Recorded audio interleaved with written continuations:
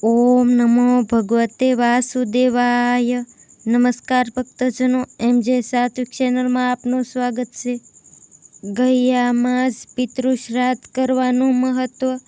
મોક્ષ નગરી ગૈયામાં પિંડદાન, તર્પણ, શ્રાદ્ધ પૂજાથી તમારી 100 પેઢીઓ તરી જશે.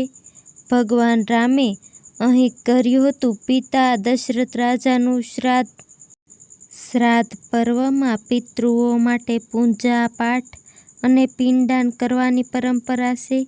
શ્રાદ્ધ પૂજા, પિંડદાન, તર્પણ અને અર્પણની વાત આવે એટલે આપણે સૌથી પહેલાં ગૈયા શહેર યાદ આવે છે. શ્રાદ્ધની પરંપરા. આ શહેરનું નામ પ્રાચીન કાળથી જ જાણીતું છે.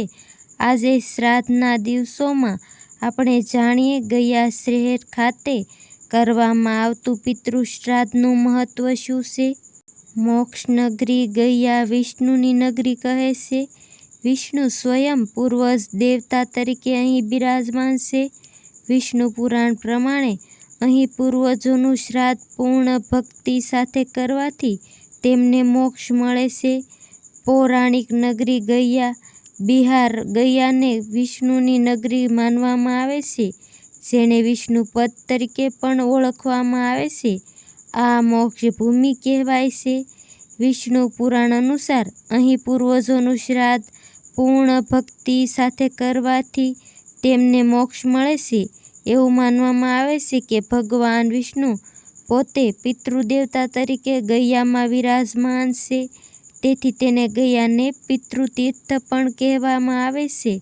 મૃત પૂર્વજોની તિથિ વદ કે સુદમાં કોઈ પણ પક્ષમાં હોય, પરંતુ શ્રાદ્ધ પર્વના આ 16 દિવસમાં મૃત્યુ પામનારને તર્પણ અર્પણ કરવાની પરંપરા છે.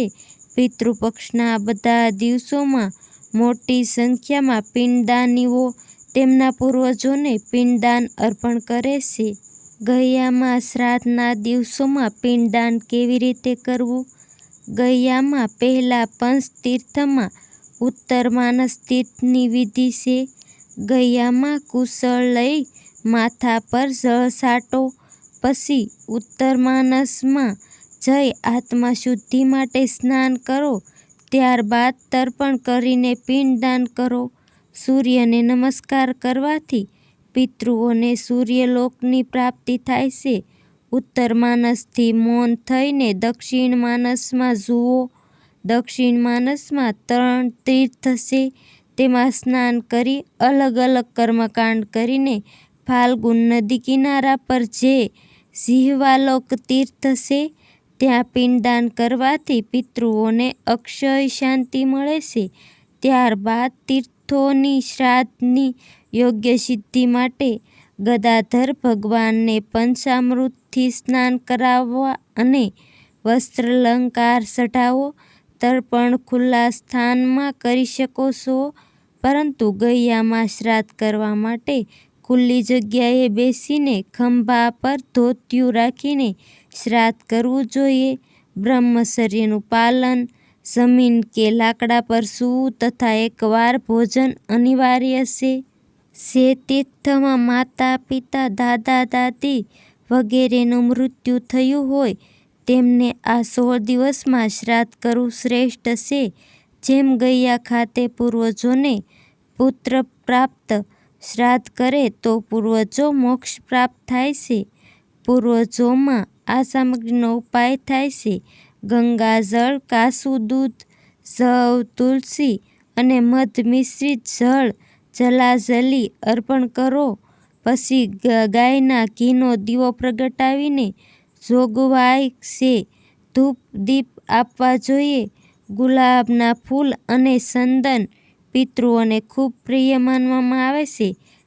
તે પછી બધા પૂર્વજોનું નામ સ્મરણ કરીને વ્યક્તિએ ધ્યાન કરવું જોઈએ અને સ્વધા શબ્દ સાથે જળ અર્પણ કરવું જોઈએ. શ્રાદ્ધમાં કઢી, ખીર, પૂરી અને શાકભાજીનો ભોગ લગાવવામાં આવે છે. પિતૃપક્ષનો સમય પિતૃઓને સમર્પિત છે. તે ભાદરવા મહિનાની સુદ પક્ષની પૂર્ણિમાના દિવસથી શરૂ થાય છે, જે ભાદરવાની અમાવસના દિવસે સમાપ્ત થાય છે. આવી સ્થિતિમાં ભૂલથી પણ ઘરના રસોડામાં માંસ, માછલી, લસણ, ડુંગળી, દાળ ન રાંધો. આમ કરવાથી પિતૃઓ ગુસ્સે થાય છે અને પિતૃદોષ થાય છે.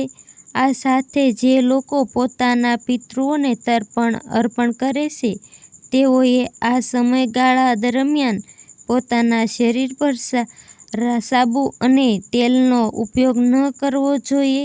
પિતૃપક્ષ દરમિયાન નવા વસ્ત્રો, જમીન, મકાન સહિત તમામ પ્રકારના શુભ કાર્યો પર પ્રતિબંધ છે. આ સમયગાળા દરમિયાન કોઈ પણ શુભ કાર્ય કરવામાં આવતું નથી.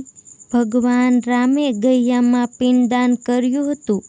ત્રેતા યુગમાં ભગવાન રામ, લક્ષ્મણ અને સીતા રાજા દશરથને પિંડદાન આપવા અહીં આવ્યા હતા અને આ જ કારણ છે કે આજે આખું વિશ્વ તેમના પૂર્વજોના ઉદ્ધાર માટે આવે છે. પૂર્વજોને વૈકુંઠમાં વાસ. જ્યોતિષશાસ્ત્રના મતે તિથિએ માતા, પિતા, દાદા, દાદી વગેરેનું મૃત્યુ થાય છે. આ 16 દિવસમાં તેમનું શ્રાદ્ધ કરવું શ્રેષ્ઠ છે. હિન્દુ માન્યતા પ્રમાણે પૂર્વજોના પુત્ર અથવા પૌત્ર દ્વારા શ્રાદ્ધ કરવામાં આવે છે ત્યારે પૂર્વજો પિતૃલોકની યાત્રા સમાપ્ત કરી મોક્ષ પ્રાપ્ત કરી વૈકુંઠ લોકમાં વાસ કરે છે. પિતૃપક્ષની તિથિ ભાદરવા વદ પક્ષની એકમથી અમાવસ સુધીનો સમયગાળાને પિતૃપક્ષ ગણાય છે. વૈદિક પરંપરા અને હિન્દુ માન્યતાઓ અનુસાર પિતૃઓ માટે આદરપૂર્વક શ્રાદ્ધ કરવું એ એક મહાન અને ઉત્તમ કાર્ય છે.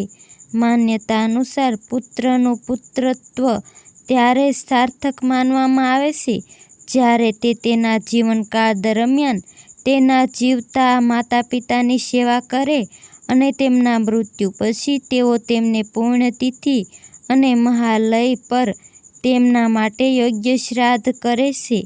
પિંડદાન માત્ર ગયામાં શા માટે કરવામાં આવે છે? ગયાને વિષ્ણુની નગરી માનવામાં આવે છે, જેને વિષ્ણુપદ તરીકે પણ ઓળખવામાં આવે છે. તેને મોક્ષ ભૂમિ કહેવાય છે. વિષ્ણુ પુરાણ અનુસાર અહીં પૂર્વજોનું શ્રાદ્ધ પૂર્ણ ભક્તિ સાથે કરવાથી તેમને મોક્ષ મળે છે. એવું માનવામાં આવે છે કે ભગવાન વિષ્ણુ સ્વયં ગયામાં પૂર્વજ દેવતા તરીકે વિરાજમાન છે, તેથી તેને પિતૃતીર્થ પણ કહેવામાં આવે છે. ભગવાન રામે ગયામાં પિંડદાન પણ કર્યું હતું. એવું કહેવામાં આવે છે કે ત્રેતા યુગમાં ભગવાન રામ, લક્ષ્મણ અને સીતાજી રાજા દશરથને પિંડદાન આપવા અહીં આવ્યા હતા અને આ જ કારણ છે કે આજે આખું વિશ્વ તેમના પૂર્વજોના ઉદ્ધાર માટે આવે છે. ગયામાં શ્રાદ્ધ ભાદરવી પૂનમના દિવસથી 16 દિવસ કરવામાં આવે છે.